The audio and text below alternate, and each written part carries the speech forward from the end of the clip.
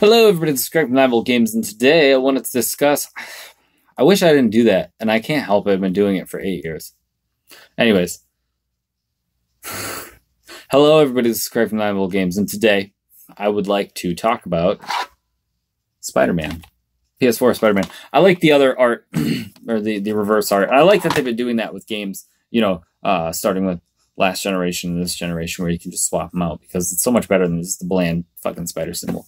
But so I was gonna say I'm gonna try not to swear during this because Spider-Man, and you associate it like Gary Morris was on here saying that it's a game for kids. Now I tested that theory, so I guess the first point I could say to this is without the cussing, because some people don't like that. I don't give a fuck. But if you're a parent and you're thinking about buying this game for your kid, even on the easiest settings, and going in and getting rid of the puzzles and stuff, what I'll get into later. The easiest settings, basically kid mode, what you would think of in a game, it's still a challenge for a 6-year-old. So if you're a parent and you're thinking about buying this game for your kid, be prepared to help them a lot because it's tough. I mean, on a higher difficulty, you're in a bit of a challenge if you don't, acclimate your character or you're not using all the tools properly. But like I said, we'll get into that. So while obviously Spider-Man is, it's for kids. It appeals to children. My kids think they're fucking Spider-Man. The game is not kid-friendly, especially some of the cutscenes. I mean, I guess I don't want to do any spoilers, but the game gets violent. While it doesn't show like Mortal Kombat style gore, you will see Tombstone stomp somebody's head into a paste. I mean, obviously there's pan away and stuff, but the implied violence and Spider-Man, just general thugs while you're playing, he kills a lot of people, which I think is hilarious because this is going to be hard, and I'm going to have to do a spoiler-full review, and I'll wait a while to do that because I want everybody to play the game, and I don't want the temptation of, because I'm not putting videos out a lot, I don't want the temptation for someone to go, oh, well, it's just another video from him and I want to watch it, and then spoil the game for yourself. If the option's there, sometimes people will do it. So I'll leave a while for everyone to actually beat the game because I kind of rushed through it. But I just think it's funny that he's so hesitant, much like Batman, and you're going to see a lot of Batman comparisons in this video. Much like Batman, Spider-Man doesn't want to, kill the titular characters, like the Sinister Six. Obviously, you guys know the Sinister Six, or this a variation of the Sinister Six is in this game. He won't kill them, but he has no problem taking someone and throwing them off of the fucking Empire State Building, which I think is hilarious, because they're obviously dead. He doesn't throw a web after them. They're dead. So this is a little bit of a darker tone Spider-Man. There is a lot of death, a lot of mayhem in this, and they're not shy about it at all. So I think this game's probably rated T. I'm not saying it should be rated M, but if you are a parent, I let my kids pick characters for me in Mortal Kombat, so I'll let them play this, but I do have to help my son. So it's difficult. It's difficult for kids. It's a moderate challenge for adults. I died a few times, no biggie. I beat the game. It's not like it was so fucking Dark Souls difficult that I was just like, fuck this game, I'm never going to play it. So, right on to the actual review without trying to spoil anything, which is going to be difficult because some of the points that I have going against this game directly have to do with parts that would spoil it. So, I'll do my best to dance around it. Let's get one thing straight right off the bat. I got into this argument with somebody. Delicious. That's half a white ale and half a cider. Shit's magnifique. I'm sure I got one up here. Well, I'm not gonna go look for it, but everyone wants to call this Arkham Spider, and you're not wrong. Rocksteady, I should say, Insomniac owes a fuck ton to Rocksteady with this game. If you played the Arkham games, and I played and beat the Arkham games, and now I played and beat this. So I'm going to say, and don't argue back, because I've beaten them all now, that Spider-Man is an Arkham game. You're going to play it, and if you've played the Arkham games, this shit's going to be second nature to you. You're going to get acclimated to the controls so fast that the only thing you're really going to have to get used to is the web web swinging. And even that, it doesn't take very long. You played Spider-Man 2. Spider-Man 2, obviously, I think we all can agree before that was the best Spider-Man. You can play this game. They made it realistic where you're not shooting them just into the sky and doing it. So you got to be around a building, a tree, a light post, something, something to actually throw the web onto. But once you get past that, everything else feels like Arkham. Here's the big difference. Whereas Insomniac owes a lot to Rocksteady in terms of how they crafted not just one of the best Spider-Man games, but top spot for superhero games for me personally. And I know a lot of other people who beat the game and feel this way. Rocksteady has just been bested at their own game by Insomniac. They did a fucking phenomenal job with this game. The combat feels the same, except it's a lot more fluid, and you get a lot more tools than you got in the Arkham games. And you get those tools in the things that I like that they added. You can have various suits in the Arkham games, but the difference is when you're going to have the various suits, they don't necessarily directly impact the way that you fight. Whereas in this game, when you build a new suit, you get a new suit power.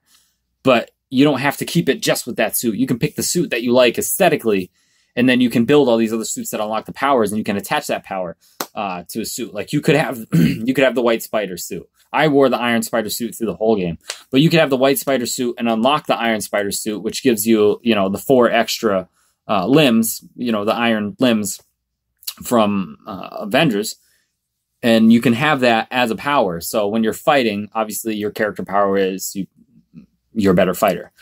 You have better range, all this stuff. There are ones that boost your, boost your strength, boost your speed, boost your health.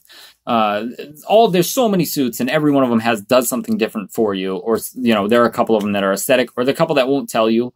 One suit, I won't tell you what it is or why you have to make it, but I'll tell you what the power is because it's not a spoiler. But the power refills your gadgets. And when you start building all your gadgets and you actually reach the bottom of the list, and you incorporate it well into your combat, that's the best power mod in the game. Because the way that I play it now, I like getting up high combos, like 50 plus combos without getting hit. And the best way you're going to do that is to make sure that you incorporate your web bombs, your web shooters, the electric webs, the impact web, the drones, the traps, everything.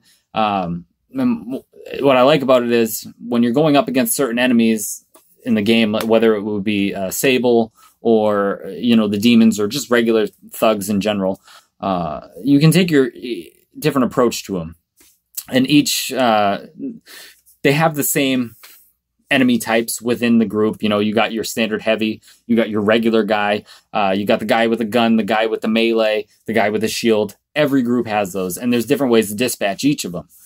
But you can also go stealth. You can go full Solid Snake. And speaking of, there are 2 characters you get to play as. Besides Spider-Man, you get to play as MJ and you get to play as Miles Morales.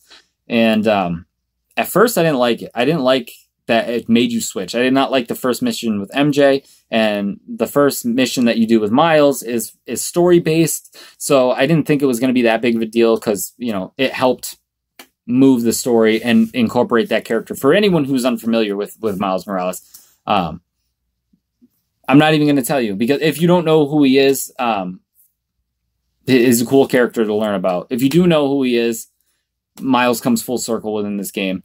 Obviously, they would not have introduced him. So that's one sad thing about it. That's a negative point. So I just told you the great part was the combat. Feels like Arkham, except it's been expanded on so much that you can mix and match with it. It's like the difference between Devil May Cry 1 to Devil May Cry 3, right? Because it's a hack and slash. You just don't have a sword. But it's the difference between that. It's like you start off, as Spider-Man, you're just doing your punches and your kicks, and then you got these crazy combos, and all of a sudden you can pick people up with your webs, you can do air combat, you can launch off of things, you can do the swing kicks, you can take items, you can chuck them at people, you can take people and chuck them at people. And then with the gadgets, you can mix and match your gameplay, and I think that's really cool because it can give people a different approach of like, I like to take out as many guys as I can, and then drop in with all the fodder and fight them while taking care of the heavies before I go in. So that's a good point of it. Nice variety to break up the repetition in a genre where the fighting is always repetitive no matter what, and it happens all the time. You can't stop it. So that's a good part, breaking up the repetition. And then the bad part at first was playing as the second characters. But then MJ comes into her own. There's another one that's hard without spoilers, but there's a point where obviously MJ is reliant on Spider-Man. That's just the way that she's cunning on her own, but she always needs Spider-Man's help. And that's plays into it, where it was one cool thing where you're kind of just like, take him out, take him out, take him out, take him out. And that's her thing. You need to lure enemies so Spider-Man can grab them. And that was a really cool scene of the game. For anybody who's played it, you know what I'm talking about. And then, Miles comes into his own thing, and you don't have to play as much. But by, halfway to the end of the game, I actually did appreciate that, in the sense that, okay, it's fun to swing around as Spider-Man and stop these crimes, but I want to progress in the story, and it's getting a little monotonous of like, go here, fight these guys, go here, fight these guys, go here, fight these guys, and no big boss fights in between some of those stretches. It's nice, and it breaks up the repetition to help the story progress forward. Now, the story at first made me a little upset because, I've read the comics when I was a kid. Obviously, I haven't read all of them, but I read comics when I was a kid, and that comes back in later. I read the comics when I was a kid, and I got excited about the characters that were in it. But what happened is they're trying to do this dramatic buildup for, like, Otto Octavius. You know who he becomes, so you know the story of him. And even if they put their own tweaks and variations on it, you still know that, Peter Parker looked up to him, Otto was a genius, and something happens and he becomes Doc Ock. And then, with the other characters too, they're doing all this dramatic buildup. Same with Miles Morales, where they're telling you his backstory. And I'm kind of like, I know what you're trying to do, but it's ruining the story for me because I already know. I wish you would do something new with it. But then by the time you get to there's a part where becoming Spider-Man in this game, after you get acclimated to the character, becomes overwhelming. So it pretty much goes from Arkham Asylum God mode, when you're at the top of your game, to dropping you in Arkham City and you're fucked. That's what it feels like. So you're getting the hang of Spider-Man. You're good as Spider-Man. You're beefing up your character. You got 3 skill trees. You're filling them up. And then all of a sudden, New York City goes to shit like that. And everybody is fucking attacking you from all corners. You can't even swing through the city without someone trying to snipe you out of the air, shoot a rocket at you from the ground, from the, the rooftops, everything. And that was frustrating at first, but I was like, they're testing me. And then you go through that, and then you end up doing the end game, depending on how fast you rush through that. So the story was a nice break from that. And then, when I kind of put myself aside and was like, listen, not everybody knows the whole fucking deal with Spider-Man, so they have to tell the story. That's the reason that they made the game in the first place. It was cool. It was also cool, some of the tweaks they made to the characters. Some of them I didn't like. I don't like the way Electro looked. They tried to modernize the characters enough to make them look realistic in our world today. I don't know. Electro just looked corny. I might be a loner here, but I actually enjoyed Jamie Foxx's Electro, and this was no Jamie Foxx's Electro, but I liked his drive in this game. It was pretty cool. So while I can be a comic book snob and be like, meh, meh, meh, the comics did the story better, and then my son's playing it and he's asking me questions, and I'm like, I wish I could see this through the eyes of a 6-year-old who has no idea who these characters are, and he's just learning about them now. And from that perspective, I can say that this story is great in introducing people who don't necessarily know, Mr. Negative or characters like that. I don't want to say too much for anybody who hasn't played it, but Mr. Negative, is in it. He's on all the trailers. If you don't know who Martin Lee is, the story plays out. But if you do know, then I don't know. It's cool. I think they gave away too much in the trailers for people who didn't know. But anyways, so the story is good.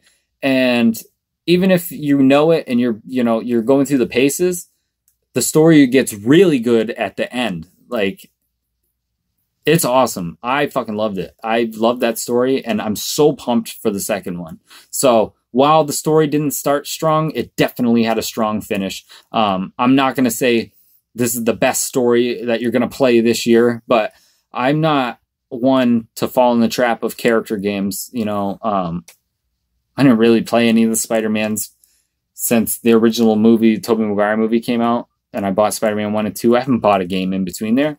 Why would I, unless I was buying it for my son? With the exception of Batman Arkham games, I don't buy character games because traditionally they're shit.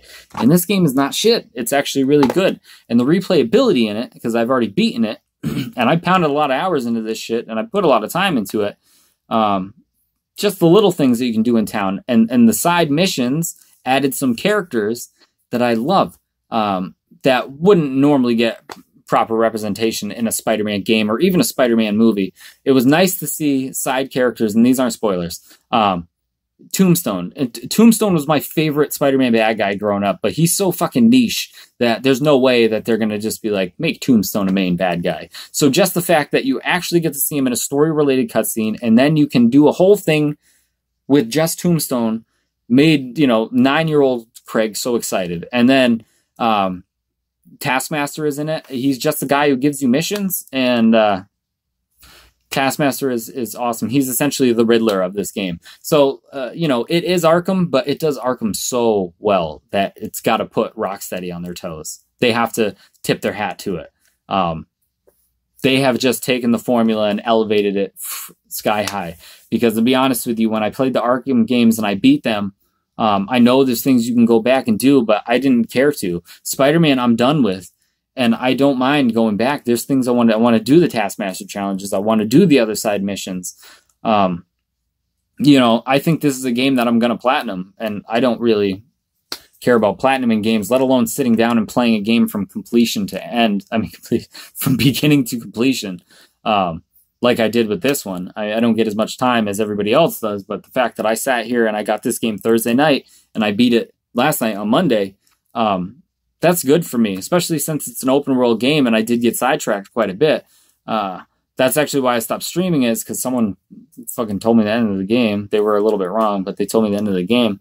But I get sidetracked, and I don't want to spoil it for people because you need to play this. So this game is fantastic. While it may not be for everybody, and it's Spider-Man, and it was marketed as, like the next best Spider-Man thing, this is definitely a game that's made for Spider-Man fans of my generation, just in the darker, more adult tone of it, because Spider-Man is older. He's not, a young, spry fella in this. Like, even my wife said when I was playing it last night and we were at the end of the game, and he took his mask off, because he's Spider-Man, he takes his mask off. She was like, wow, this is the first time she paid attention. She's like, wow, Peter looks old in this game. It's like, because he's old. So, I don't know. It kind of felt like, it was sad playing this game because I was like, this is Spider-Man who's my age, and you can see it, and I don't think he wants to do it anymore. So it was nice. I'm not saying it was dark in the level of Logan, but it was definitely, definitely not family friendly, not your neighborhood friendly Spider-Man. It's like getting to be a dark and grisly character, which I enjoyed. Like I said, I can't wait for the sequel. The after credit scene set up a sequel perfectly.